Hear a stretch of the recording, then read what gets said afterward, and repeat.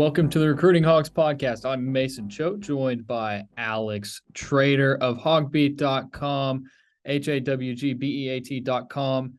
The Recruiting Hogs podcast, it's a weekly podcast covering everything going on in recruiting for the Arkansas Razorbacks. So subscribe, make sure you know it. We're actually moving days from Wednesday to Thursday because there's a lot of content on Wednesdays that comes out.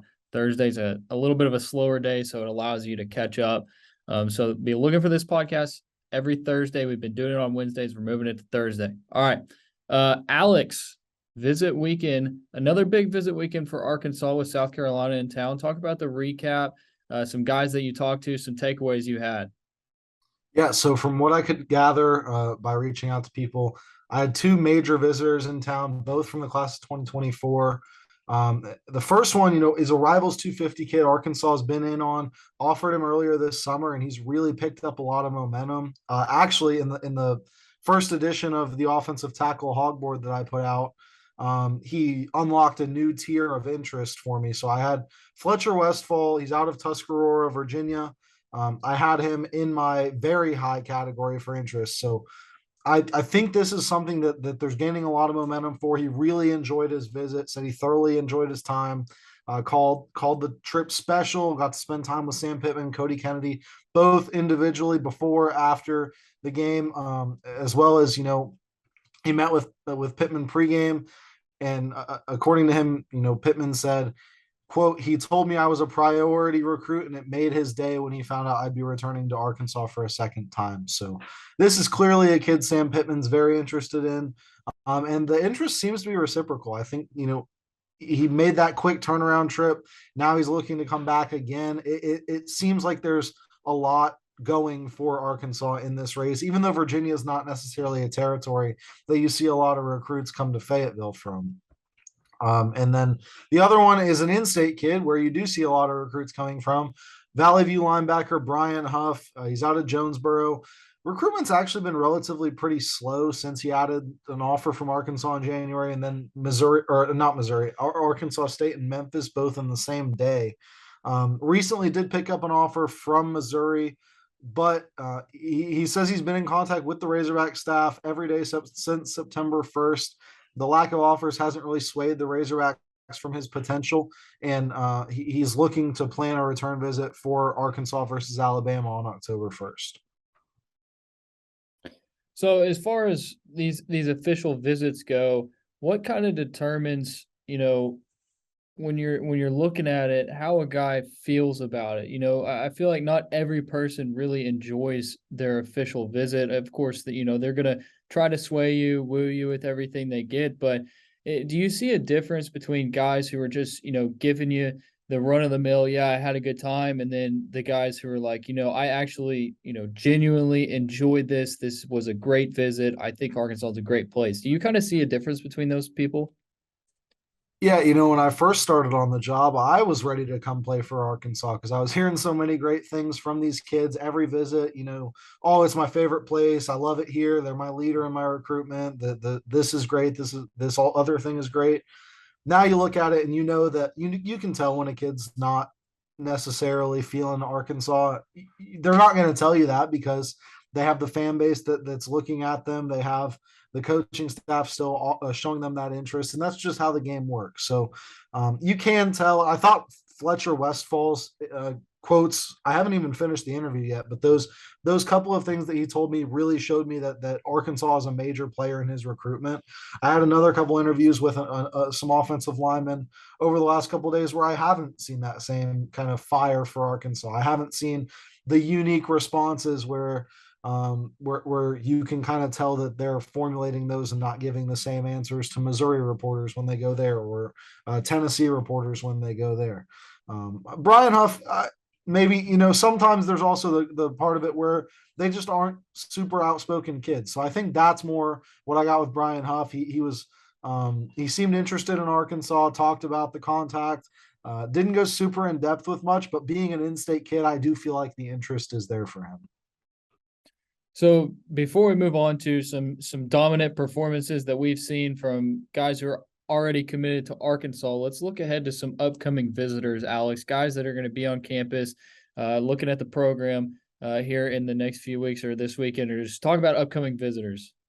Yeah, so the list for the Missouri State game predictably isn't going to be too long. I've got one kid confirmed, and then I'm assuming, from what I've seen elsewhere and kind of being 30 minutes away, I believe Joey Sua is going to be in town. He's a 5.73 star offensive tackle in the class of 2023.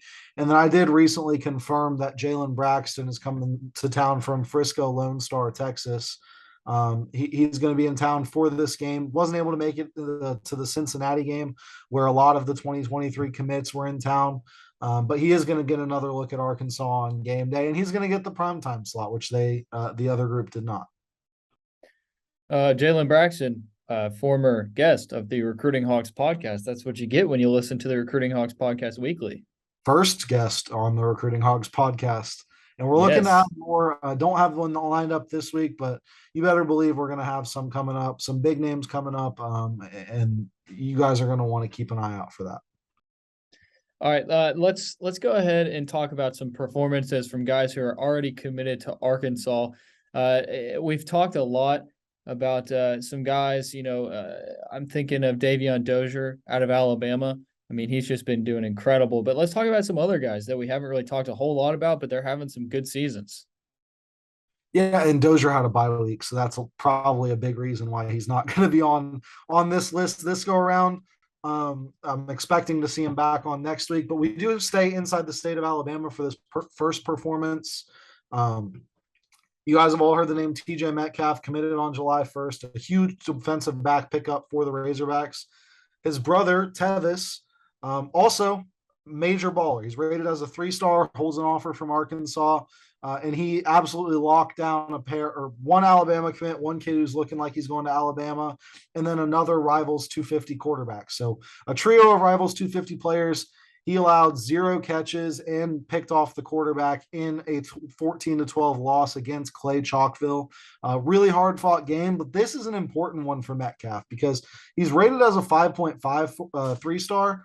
I'm fully expecting that rating to go up. He's been playing lights out 2 games in a row, no catches allowed, back-to-back games with an interception. And just so happens, his brother's committed here.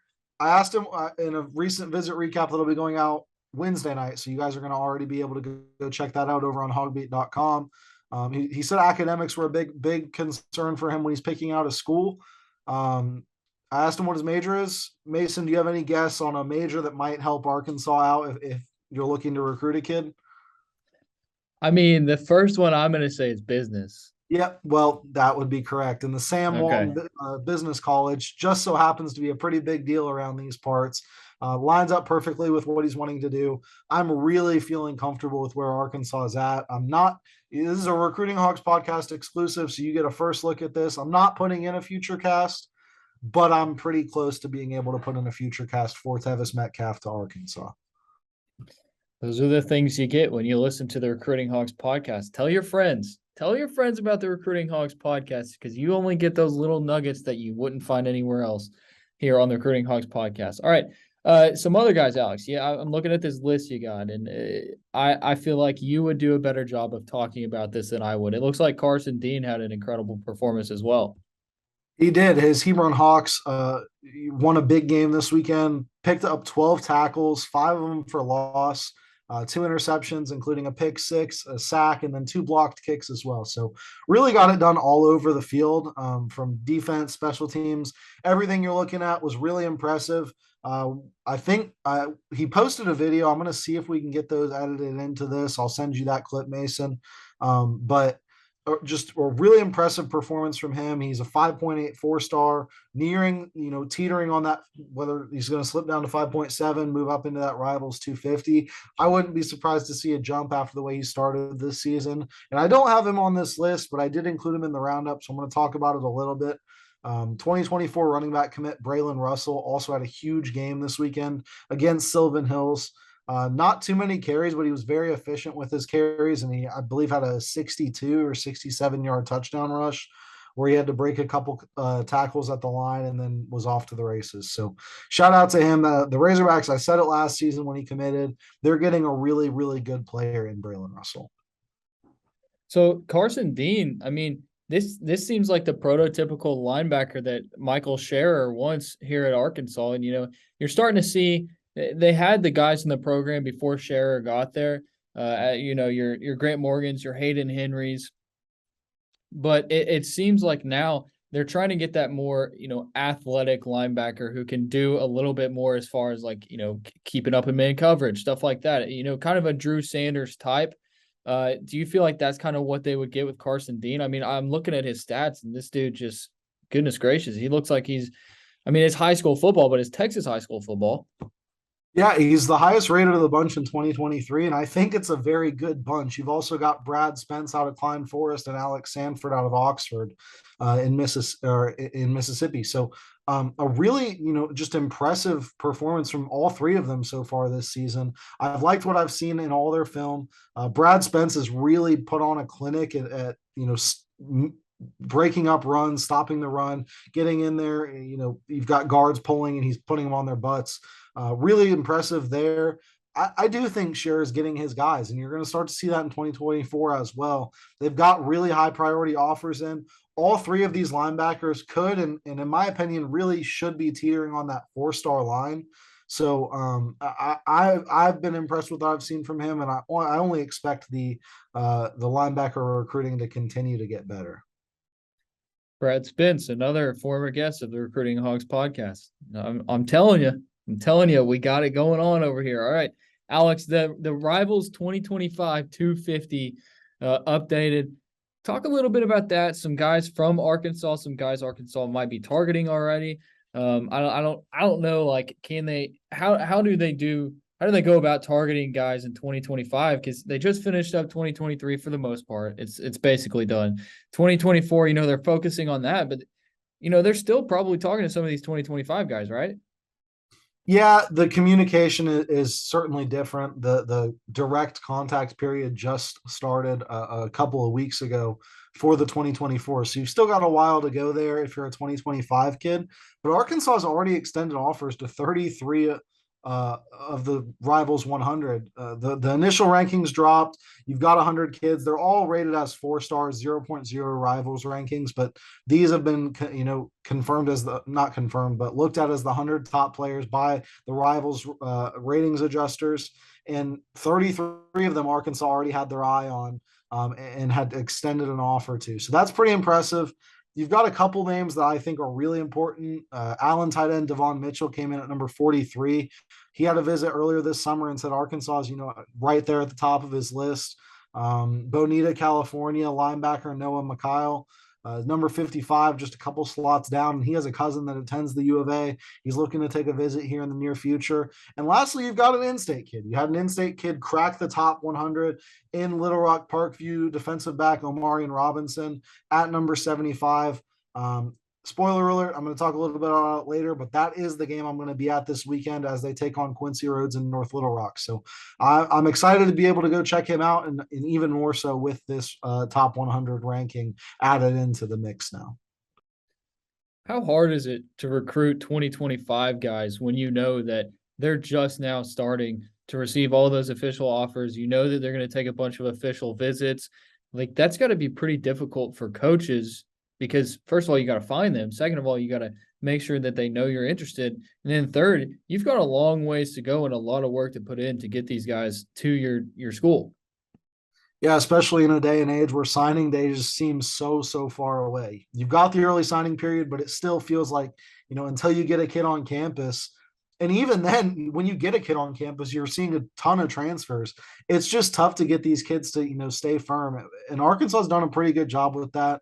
You had the decommitment from Anthony Evans in the 2023 class already, but I see the rest of that class holding pretty firm. And then I think they're doing a good job of building relationships. One thing I hear constantly from these kids is, "Oh, I'm working on building a relationship. I have a good relationship with Coach Pittman. I have a good relationship with whatever position coach they're talking to," and that's important. And that kind of makes it a little bit harder for a kid to want to say, "Oh, well, this offer just came in, so I'm just going to ditch what I have here and move on." All right, before we wrap up here and get everybody on their way, let's talk about your marquee matchup. You mentioned it. tell us a little bit about what you're looking for. You talked about those guys that you're going to be going to watch, but what are you going to be looking for? And for those that don't know, what comes out of the HawgBeat marquee matchup? Because we've got content that you're going to do that for. Yeah, so with the marquee matchup, I'm going to the game this week. I'm going to be heading to North Little Rock High School. They're taking on Little Rock Parkview and Omarion Robinson, as I mentioned.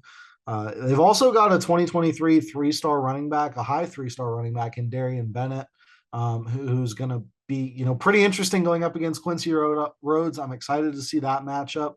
But you're going to get, highlights of the guys that I'm looking at, probably more specifically here, Quincy Rhodes and Omarion Robinson. But then you're also going to get an interview post game. That's assuming I'm able to get a hold of them. Sometimes there are conditions where I'm not able to get a hold of them, but I do my best. We post an interview over on the HawgBeat.com YouTube where you might be listening to this podcast right now. And it kind of just gives you a good look at what Arkansas is doing. I ask all these questions from an Arkansas-centric point of view. I try to get an update on their recruitment as far as the way things are going, but I'm really excited to go check this one out. You've got a battle of two pretty good teams so far, and then some really solid players on both sides. All right, Alex. Appreciate your time. Appreciate everybody listening to the Recruiting Hogs podcast. Make sure you visit HawgBeat.com for all of the Razorback content, especially recruiting content. Alex has some great stuff over there. Hog Board. You just released your offensive tackle Hog Board. We didn't even talk about that. You want to give a few nuggets there? Yeah, so like I mentioned, Fletcher Westfall earned the first ever very high interest tier. There's a couple other guys that are in the mix for that high tier, and then there's a kid who's a surprise. I was expecting him to be a little bit higher, but I talked to Malvern's Vinny Winters, and he says, I personally believe that the interest is there for Winters as far as Arkansas goes, but I don't know that it's being reciprocated. He says he hasn't really been in much contact with the staff since that September 1st period. So it's a little bit interesting. I think he's kind of long been expected as a kid that's going to just end up at Arkansas. That may not be the case with the way Arkansas is recruiting. And I also talked to a kid who I had in the moderate tier. I'll let you guys guess who, but I'm gonna go ahead and I teased it on the board. I'm gonna be guaranteeing that he's moving up a tier whenever that update comes around. I talked to him. He has family in Arkansas. He says he loves Arkansas.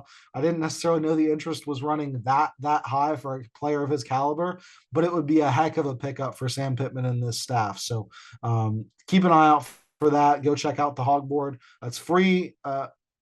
Do we keep it free for a little bit, Mason? Since the podcast is coming out a little bit later, do we want to extend it just maybe a half a day? Give them till noon?